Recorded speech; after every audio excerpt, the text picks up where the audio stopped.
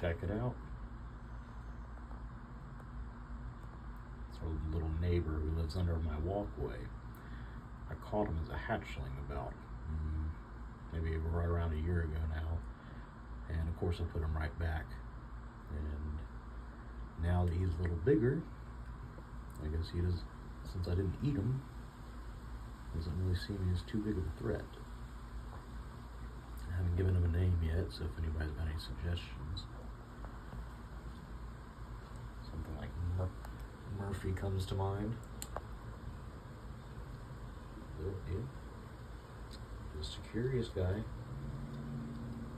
Check things out.